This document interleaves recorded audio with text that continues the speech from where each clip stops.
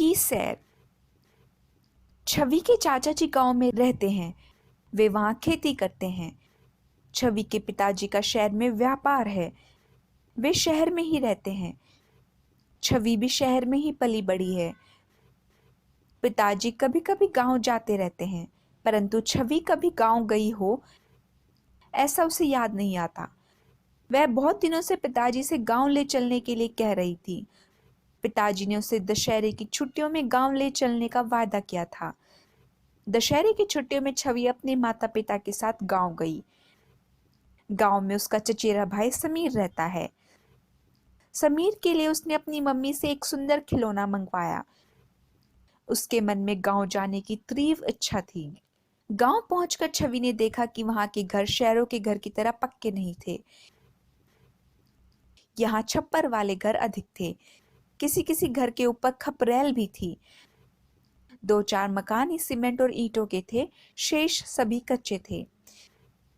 घर पहुंचकर छवि ने समीर को खिलौना दिया। खिलौना पाकर वह खुशी से उछलने लगा। चाचा चाची भी उसे देखकर बहुत खुश हुए। समीर ने छवि का हाथ पकड़ा और बोला, चलो दीदी, तुम्हें बंदर का तमाशा दिखाकर लाऊं। दोनों बंदर का तमाशा देखने चल पड़े। समीर छवि को गलियारों में घुमाता बरगद के एक वृक्ष के पास ले गया। छवि ने देखा एक मदारी बंदर का तमाशा दिखा रहा था। वह डमरू बजा रहा था। एक बंदरिया नाच रही थी। सब बच्चे ताली बजा बजा कर हंस रहे थे। कुछ देर बाद तमाशा खत्म हो गया। घर के आंगन में आम, अमरूद और नीम के वृक्ष थे। समीर ने छवि को अपनी गायें, भैंस, बैल तथा बछड़े दिखाए। छवि को यह सब बहुत अच्छा लगा। चाची जी ने छवि के लिए सरसों का साग तथा मक्का की रोटियां बनाई। छवि को यह भोजन बहुत स्वादिष्ट लगा। अगले दिन छवि समीर के साथ खेतों की सैर करने गई। उसे खेतों में खिली पीली सरसों बहुत अच्छी लगी। 2 दिन गांव में रहकर वह माता पिता के साथ शहर लौट आई।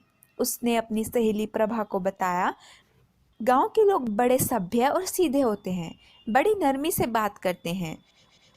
उनके घर कोई भूखा जाए तो भोजन खिलाते हैं, प्यासा जाए तो पानी पिलाते हैं।